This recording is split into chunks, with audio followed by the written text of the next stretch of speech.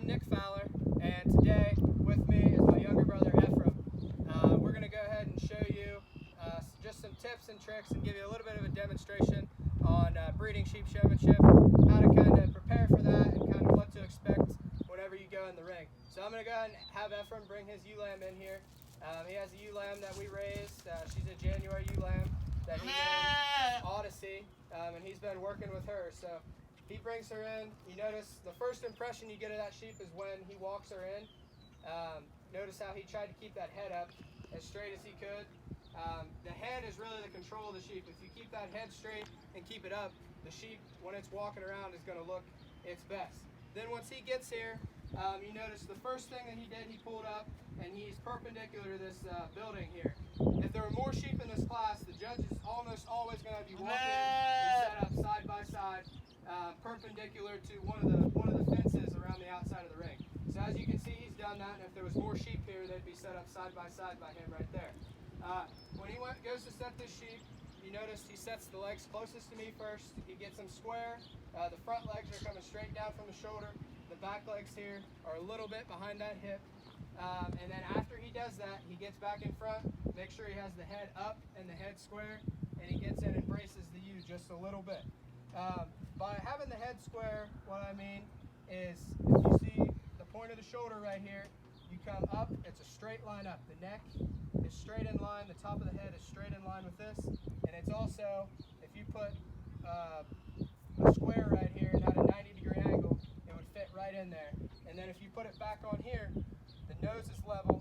Keep that nose level with the top of the head. That just helps to keep the top line straight and keep the sheep behaving the way that it needs to be. And then the next thing the judge will do, once everybody's in and everybody's kind of set up, he'll come down through the line and he'll go to handle the sheep.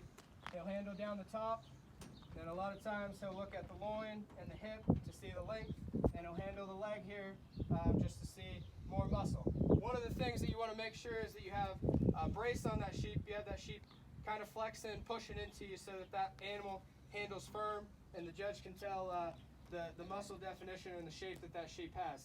And then a lot of times in a class, after that, the next thing he'll do is the judge will have the sheep walk around in a circle and come back, and we'll set up in a different angle. So we're going to go ahead and have him walk. As you can see, when he's walking this ewe, he keeps that head up really good, tries to keep everything level, everything straight the way it needs to be. If you noticed when he first took off here, the sheep didn't really want to walk for him. He reached back and he grabbed the dog. If the sheep doesn't want to move for you, don't try to pull it along, because that's going to make the sheep not look its best if you're pulling that head out of place. Just reach back, push the dock, and get the sheep to go the way you want it. So you see now that we're back around here in place, we're set up the opposite direction that we were before, and the other sheep in the class would be in front of and behind. You want to make sure you leave enough room. So if I was the next sheep in this scenario, you want to make sure you leave at least a couple feet just to be safe in case you need to move up, or in case the person behind you gets right on your lamb's tail. You want to make sure there's enough room there that you're able to work. And then as you can see here, he set the sheep up, set the legs, kind of the same as he did when we had her the other way. But one of the things you can see now that we're on the side view is he doesn't automatically jump in front and brace the sheep. He uses his hands a lot to keep that head up, keep the head square, but he is really showing me that front end. I'm able to see the front end, and I'm also able to see this sheep from a profile, so I can kind of see the balance and see the structure. And one of the other things that you can do, this ewe really doesn't need it a whole lot right now, but if their top starts to sag a little bit, one of the things you can do is you can get down beside them. And this way you can still really be able to show off that front end. You can be able to show off the femininity and everything of the ewe, but you're able to kind of keep that sheep's top up a little bit better. Make sure that top line stays level without needing to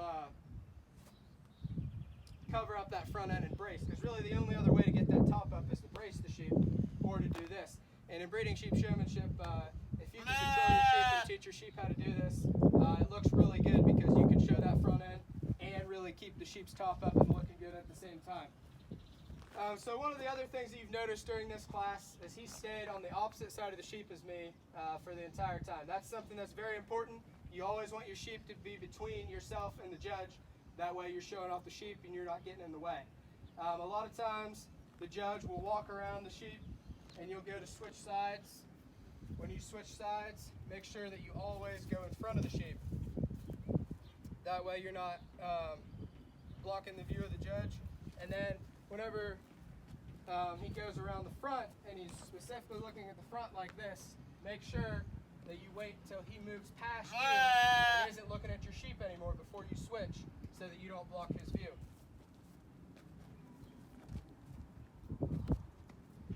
So what we go about and what we do on a daily basis here, as much as we can, right now we really have a lot of time. He's able to do this every day with one sheep or another, since there's not a whole lot else to do. But as we do this kind of routine, we bring him out, we'll set him up, we'll walk him a few times, we'll set him, and he'll hold him like this for a couple minutes. Some other things that we do, especially when we're first training the sheep, this one she's been worked with for a month or so probably, is we'll train him to a holder. You can just go in the pen and kind of stand there with him. I would recommend, if it's a sheep you've never touched before, not to get him out like this the first time. I would just try to do this in the pen a little bit, try to get it used to setting up, try to walk her around a little bit. Another thing that we do is we get like the fitting stand, the trimming stand, and we'll just put a sheep on there. You can keep her on there for a little while and just stand there with her. Make sure she sets her legs and just get her used to standing there in that stance and get her used to you being around her. While you're doing that, just kind of stand there and watch her. Maybe touch her just a little bit so that she knows you're there. She gets used to you and she gets used to standing still. And then another thing you can do if you're needing to train a bunch of ewes, I know a lot of people that show breeding ewes will show a whole flock. You can use a head rack where you can do multiple at the same time. You can just put those sheep in there and kind of get them used to keeping their head up and just pay attention and make sure their back legs are set. And that'll get those sheep used to that routine. That way when you go to show all your sheep, not all of them are wild and you don't only have one sheep trained for showmanship. But those are just some of the tips that we use and how we train to show our sheep. And like I said, just work on it every day, and before too long, hopefully we can all get back out in the ring and you can have a successful show season. Thanks.